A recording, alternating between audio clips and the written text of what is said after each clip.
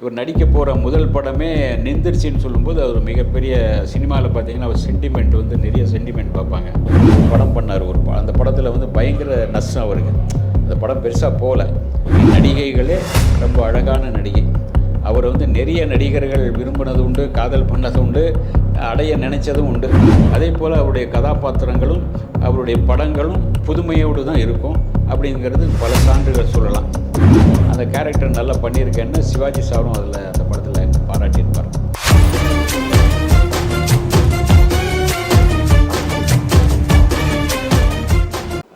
நடிகர் பார்த்திபன், அவருடைய பேர் சொந்த பேர் வந்து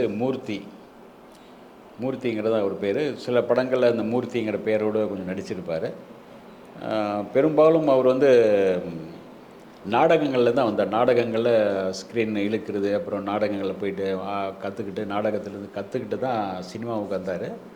வந்தப்போ பாக்கியராஜ் சார்கிட்ட தான் அசிஸ்டண்டாக சேர்ந்தார். பாக்கியராஜோட அசிஸ்டண்டாக சேரும்போது இவர் பாண்டியராஜன் இவங்க எல்லாமே ஒரு செட்டு அந்த சமயத்தில். அதனால் அவங்களுக்கு ஒரு தொழில் முறையாக வந்து பாக்கியராஜ்கிட்ட சேரும்போது இவர் நல்ல இந்த நடிப்பு, அப்புறம் ஸ்க்ரீன் பிளே உட்பட எல்லா விஷயங்களும் அவங்க பேசுவாங்க. வேறு டைரக்டர்கள்னால் ஒன்லி ஏதாச்சும் ஒரு சில இது இருக்கும், ஷூட்டிங்க்கு மட்டும் கூப்பிட்டு போவாங்க. ஆனால் இவருடைய பாக்கியராஜை பொறுத்த வரைக்கும் அந்த டிஸ்கஷனில் உட்காருவாங்க. இந்த சீன் இதை பற்றி டிஸ்கஷன் பண்ணுங்கள், ஒவ்வொருத்தருக்கு ஒரு கருத்து சொல்லுவாங்க, இப்படி டிஸ்கஷன்லாம் பண்ணுவாங்க. அப்படி தான் அவர் வளர்ந்தார். அப்படி வளரும்போது தாவணி கனவுகளில் கூட ஒரு முக்கியமான ரோலில் நடிக்க வச்சுருந்தார் பாக்கியராஜை. அவர் முக்கியமான ஒரு ரோலில் அவருடைய பாக்கியராஜுடைய ஒரு தங்கையை திருமணம் பண்ணுற மாதிரி ஒரு போஸ்ட்மேன் கேரக்டர் நல்லா பண்ணியிருந்தார். அந்த கேரக்டர் நல்லா பண்ணியிருக்கேன்னு சிவாஜி சாரும் அதில் அந்த படத்தில் பாராட்டியிருப்பார். அப்படி இருக்கும்போது அவர் வந்து புதிய பார்வைங்கிற ஒரு படம், பார்வைன்னு ஒரு படம் வந்து பாக்கியராஜ் ஆரம்பித்தார். அதில் ஹீரோவாக வந்து பார்த்திபன். அது ஆரம்பித்து அது ஃபஸ்ட்டு பூஜை போட்டாங்க, தொடங்கலான்னு பேச்சுவார்த்தை நடந்து ஒரு டிஸ்கஷன்லாம் போயிட்டு அதுக்கான போஸ்டர்லாம் இது பண்ணப்பட்டது, விளம்பரம்லாம் போடக்கூடிய சூழ்நிலை வரும்போது அதை நிறுத்திட்டாங்க. வேறு ஏதோ ஒரு காரணத்தினால அந்த பார்வைங்கிற இதை வந்து அதோடு நின்றுடுச்சு. இப்போ பார்த்திபன் நடிக்க போகிறாரு ஹீரோவாக, இந்த மாதிரி ஒரு படத்தில் வரப்போகுது, இவர் பாக்கியராஜ் தான் டைரக்ஷன் பண்ண போகிறார் அப்படின்லாம் பேச்சு இருந்தது.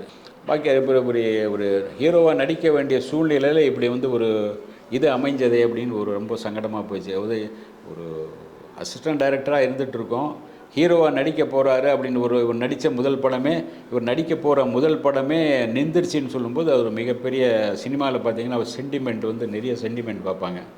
ஒரு ஹீரோ நடிக்க வேண்டிய முதல் படமே நிந்திருச்சுன்னா ஒரு சென்டிமெண்ட்டில் ராசி இல்லாத ஆளுப்பா அப்படின்லாம் சில கதை கட்ட ஆரம்பிச்சிருவாங்க. இவர் எங்கே போனாலும் இதாகாதுப்பா அப்படின்னு ஒரு கதை கட்டுவாங்க. அது எதிரியும் சரி நண்பரும் சரி சேர்ந்து அந்த மாதிரி கதை கட்டுவாங்க. இதில் வந்து ஒரு நல்ல மன வருத்தத்தில் இருந்தார். அப்போ வந்து என்ன பண்ணுறது தெரியல அப்படின்னு இருக்கும்போது இவராகவே ஒரு கதை எழுதினார். அதான் புதிய பாதை ஏ சுந்தரம் அப்படிங்கிறவர். அவர் வந்து சேர்ந்து அவருக்காக ஹெல்ப் பண்ணுறேன், நீ டைரக்ஷன் பண்ணி நடி, நான் இது பண்ணுறேன் அப்படின்னார். அப்போதான் புதிய பாதை அப்படிங்கிற பாதை ஒரு சினிமாவிலே ஒரு புதிய பாதையை போட்டார். அதாவது ஒரு வில்லன் ஹீரோவாகக்கூடிய ஒரு சூழ்நிலை. அவர் வந்து ஒரு வில்லனாக நடிச்சிருப்பார். உங்களுக்கு சீதா தான் அதில் ஹீரோயின்.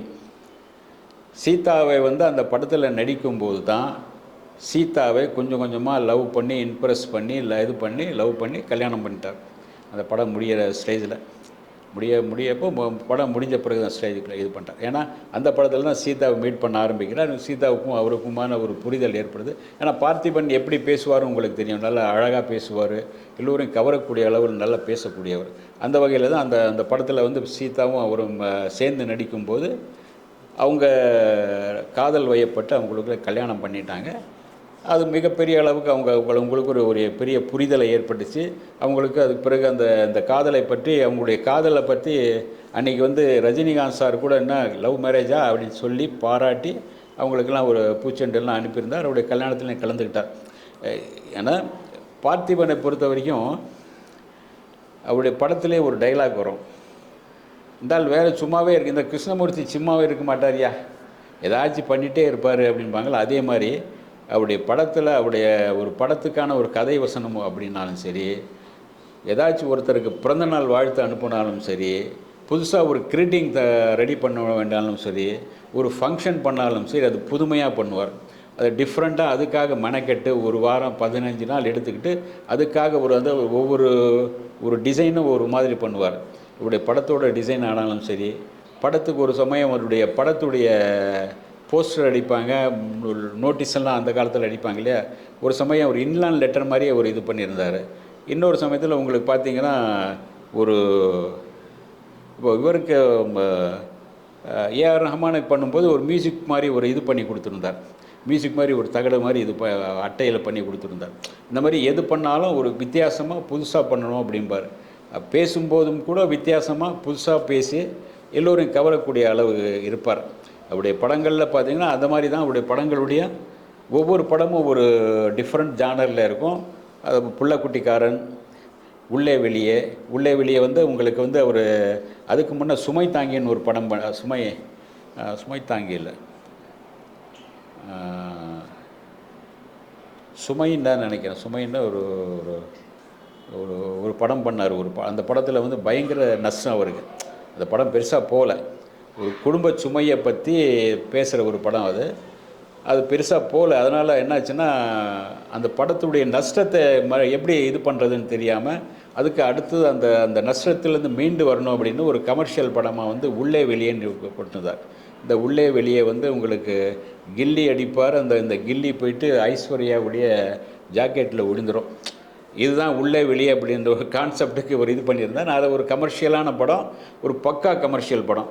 அது ஒரு போலீஸுக்கும் இவருக்கும் ஒரு திருடனுக்கும் உள்ள ஒரு ஜாலியாக போகும். அது ரொம்ப சூப்பராக போச்சு. அதில் முதல் படத்தில் நடந்த அந்த கடனை 2வது படத்தில் அவர் தீர்த்த ஒரு வழியாக முடிஞ்சது. இந்த மாதிரி கமர்ஷியல் படங்கள் பண்ணி தான் சில படங்களை அப்போ அவருடைய ஒரு படத்தில் கடன் ஏறும், அடுத்த படத்தில் கமர்ஷியல் படம் பண்ணி அது பண்ணுவார். அவர் ஒவ்வொரு படமும் இது பண்ணும்போது இவருக்குள்ளே 2 குழந்தைங்கள்லாம் பிறந்தாச்சு, இது பிறந்தாச்சு. அதுக்குள்ளே பார்த்திபனுக்கும் அவருடைய மனைவிக்குள்ளே ஒரு சில தகராறு வந்துச்சு. ஒரு ஈகோ பிரச்சனை, ஒரு கணவனுக்கும் வேறு யாருக்கோ தொடர்பு இருக்கிறதா அவங்களும் நினச்சாங்க. சரி அவங்க பிரிஞ்சிடலான்னு நான் அவரோடு சேர்ந்த பிரிகிறேன் அப்படின்னு பிரிஞ்சிட்டாங்க 2 பேரும். பிரிஞ்சு அவங்க தனியாக போயிட்டாங்க. அது பிறகு அவங்க கொஞ்ச நாள் அவங்க மூத்த பொண்ணு கல்யாணம் நடக்கும்போது கூட 2 பேரும் சேர்ந்து தான் இருந்து கல்யாணம் பண்ணாங்க. அதுக்கு பிறகு அவங்க சீதா போயிட்டு வெளியே போயிட்டு வேறு ஒரு ஒரு நடிகரை கல்யாணம் பண்ணாங்க. அந்த கல்யாணம் பிரிஞ்சு போச்சுன்னு சொல்கிறாங்க, என்னன்னு தெரில. இப்போ அவங்க தனியாக அவங்களோட வீட்டில் இருந்துட்டு அவங்களுக்கும் ஒரு தோட்டம் போட்டு அந்த தோட்டத்துக்குள்ளே ஜாலியாக அந்த சினிமா டிவியில் நடிச்சுக்கிட்டே தோட்டம் வேலை அப்படின்னு பார்த்துட்டு போயிட்டுருக்காங்க. அதே சமயத்தில் இவர் பார்த்திபன் அதுக்கு பிறகு கல்யாணம் பண்ணிக்கல. தன்னுடைய குழந்தைகள், தன்னுடைய இன்னொரு ஒரு மகனை தத்தெடுத்த மகனை ராதாகிருஷ்ணன் அப்படின்னு அந்த மகனை ஒரு டைரக்டர் ஆக்கணும்னு ஆசைப்பட்டார். அதே மாதிரி அவர் ஒரு டைரக்ஷனுக்கான இது பண்ணிகிட்ருக்காரு.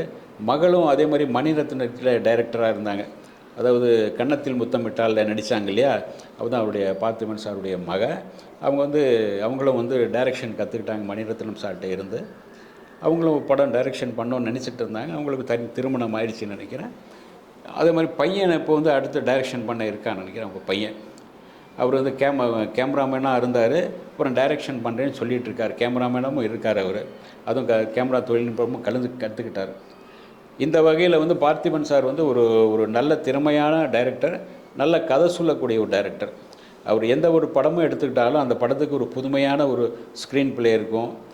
அவருடைய நிறைய படிப்பார், நிறைய விஷயங்களை பகிர்ந்துக்குவார். அவருடைய அசிஸ்டன்ட் ஒவ்வொருத்தரும் பார்த்திங்கன்னா ஒரு புத்திசாலியாக இருப்பாங்க. அந்தளவுக்கு ஒரு புத்திசாலித்தனமான ஒரு குழுவை வச்சுருப்பார். எந்த ஒரு சீனையும் உடனே எடுத்தேன் முடித்தேன்னு சொல்ல மாட்டார். ரொம்ப தெளிவாக உட்காந்து அதுக்காக டிஸ்கஷன் பண்ணி, சின்ன ஒரு சீனாக இருந்தாலும் டிஸ்கஷன் பண்ணி சூப்பராக பண்ணுவார். அதே மாதிரி அவர் அதுக்கு பிறகு கல்யாணம் செய்துக்குள்ளே ஆனால் பல நடிகர்களோடு அப்பப்போ கிசுகிசுக்கப்பட்டார். ஏன் உங்களுக்கு சமீபத்தில் கடந்த ஒரு இதில் ஹெலிகாப்டர் இதில் விபத்தில் இறந்து போனாங்க இல்லையா, சௌந்தர்யா இவன் அப்படின்னு நினைக்கிறேன் ஒரு படத்தில் இவங்க நடித்தாங்க. இவருடைய டைரக்ஷனில் நடிக்கும்போது சௌந்தர்யா உள்ளே போய் அப்படியே நடிகை சௌந்தர்யம் மிக அழகான பெண், மிக அழகான சௌந்தர்யம் அப்படின்னு சொல்கிற பேருக்கு ஏற்ப ரொம்ப சூப்பரான அழகிய நடிகைகளே ரொம்ப அழகான நடிகை. அவர் நிறைய நடிகர்கள் விரும்பினது உண்டு, காதல் பண்ணது உண்டு, அடைய நினச்சதும் உண்டு. அந்த மாதிரி அதில் பார்த்திபனும் ஈவனுங்கிற படத்தில் அவங்களுக்காக ஒரு கதை உருவாக்கி அவங்களுக்காக ஒரு காட்சியெல்லாம் பண்ணி ஒரு பாடகியாக நடிக்க வச்சுருப்பார். ஒரு சேலையில் ஒரு பாடகியாக வந்து அசத்தலாக இருக்கும், அவ்வளோ அழகாக இருக்கும். அந்த அழகை அந்தளவுக்கு அழகாக காட்டியிருப்பார் அவங்க. ஏற்கனவே அவங்க அழகு இன்னும் அந்த புடவையில் ஒரு பாடகியாக வந்து பாடும்போது இது பண்ணும்போது அவ்வளவு அழகாக ரசித்து எடுத்திருப்பார்.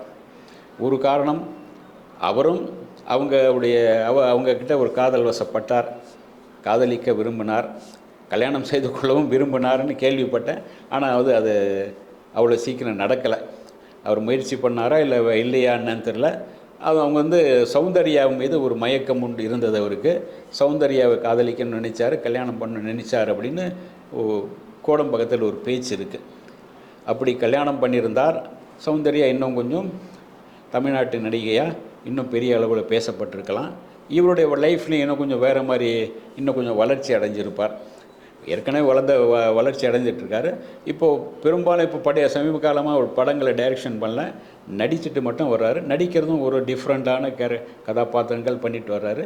அந்த கதாபாத்திரங்களும் ஒரு பார்த்திபன் பேர் சொல்லக்கூடிய அளவுக்கு இருக்குது. பார்த்திபன்னாலே ஒரு புதுமை விரும்பி, அதே போல் அவருடைய கதாபாத்திரங்களும் அவருடைய படங்களும் புதுமையோடு தான் இருக்கும் அப்படிங்கிறது பல சான்றுகள் சொல்லலாம். ஏன்னா விக்ரமன் வந்து அவருடைய அசிஸ்டன்ட், டைரக்டர் விக்ரமன். அவருடைய அசிஸ்டன்ட் அப்படின்னு சொன்ன டைரக்டர் விக்ரமுடைய அசிஸ்டண்ட் வந்து கேஎஸ் ரவிக்குமார். கேஎஸ் ரவிக்குமாருடைய அசிஸ்டன்ட் யாருன்னா சேரன். இப்படி ஒரு அவர்கிட்டருந்து வந்தவங்க அந்தளவுக்கு ஒரு ஒரு செல்வாக்குள்ள நல்ல திறமையான இயக்குநர்களாக உருவாகி வந்திருக்காங்க. அதனால்தான் அவரும் ஒரு திறமையான இயக்குனராக இருந்ததுனால தான் இப்படிப்பட்ட திறமையான ஒரு படைப்பாளிகளை உருவாக்கினார். கரு பழனியப்பன் வந்து அவருடைய அசிஸ்டண்டாக இருந்தார். சோத்து கட்சின்னு ஒரு படம் ஆரம்பித்தாங்க. அந்த சோத்து கட்சிங்கிறது அந்த ஒரு பாடலும் கூட சோத்து கட்சி இது சோத்து கட்சின்னு ஒரு பாடல் கூட அரசியல் பாடல் கூட எடுத்தாங்க. ஆனால் வந்து அந்த படம் வந்து அதோடு நின்றுடுச்சு.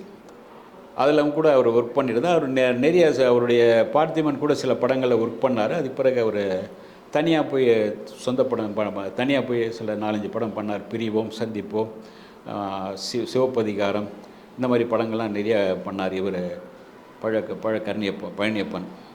இந்த பழனியப்பனும் 2 பேரும் சேர்ந்து பேச ஆரம்பித்தாங்கன்னா மணிக்கணக்காக பேசிகிட்டு இருப்பாங்க. பல விஷயங்களை பேசுவாங்க. அரசியல், சினிமா, உலக விஷயம், இப்படி நிறைய பேசுவாங்க. அந்தளவுக்கு இவர்கிட்டருந்து வந்தவங்க எல்லாமே புத்திசாலிகளாக, அறிவாளிகளாக, நல்ல திறமைசாலிகளாக இருந்தாங்க அப்படின்னு சொல்லும்போதே அவரும் எவ்வளோ பெரிய திறமைசாலி, அறிவாளிங்கிறத நம்ம தெரிஞ்சுக்கணும். பார்த்திபன் ஒரு நல்ல திறமையான நடிகர், திறமையான இயக்குனர். அவருடைய படங்களும் ஒவ்வொன்றும் ஒரு மனசை தொடக்கூடிய படங்கள் தான்.